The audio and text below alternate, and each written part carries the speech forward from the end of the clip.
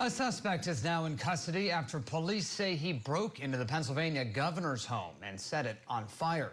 The attack burned and blackened rooms, blew out windows, and left walls covered in ash.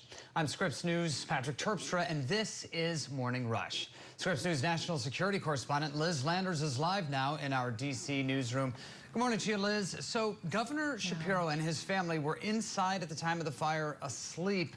What more do we know about the suspect at this hour? Yeah, Patrick, this could really have been so much worse and so much more deadly, as Pennsylvania's governor has been targeted in a dangerous arson attack this weekend at his official residence, and the captured suspect now saying he intended to beat him with a small sledgehammer if he had found the governor, according to a police affidavit.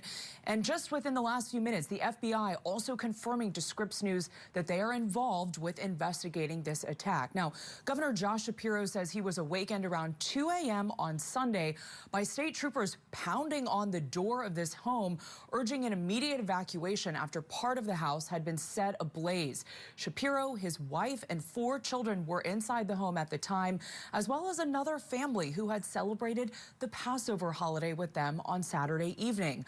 Authorities fortunately extinguished the fire and no one was injured. Police held a press conference in front of this badly damaged residence in Harrisburg on Sunday, where window panes were shattered, and as you can see there, black ash had burned bricks in a wing of the house that was typically used for entertaining and art displays. Inside, we see pictures that paint a haunting scene with a charred piano in one corner and tables and chairs collapsing as ash litters the floor. You can see some of those images there.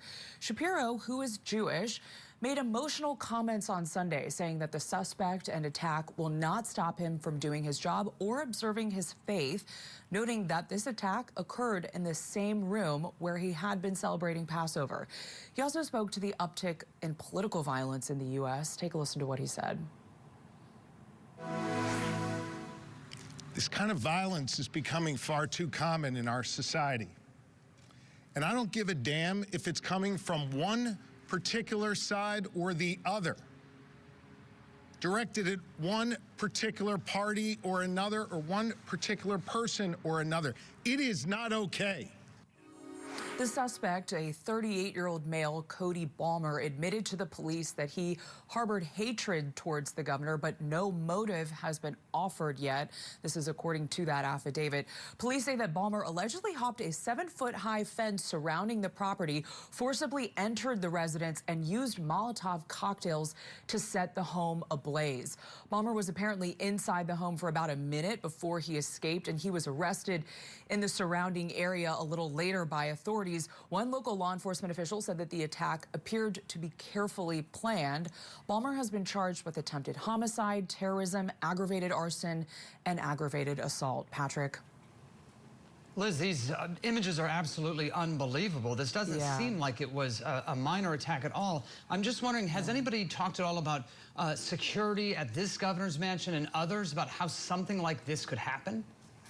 Apparently, according to these police affidavits and documents that we've seen so far, the suspect, Cody Balmer, allegedly hopped this fence and then was able to avoid being detected on the grounds as he got inside the residence. So he was actually inside of the home for about a minute there before the security around the governor's mansion, around the governor's home there, detected that he was there, and he was able to escape too. So he got onto the grounds and was able to leave. I'm sure this will spark further conversations about the security of these residencies. As we know, Patrick, Pennsylvania has been the site of another horrific political violence incident back in July of last year when President Trump, who was candidate Trump at the time, was targeted in that assassination attempt, which did take the life of another person in the crowd. So political violence certainly on the mind of the governor there, as you heard him talking about this earlier, and I'm sure security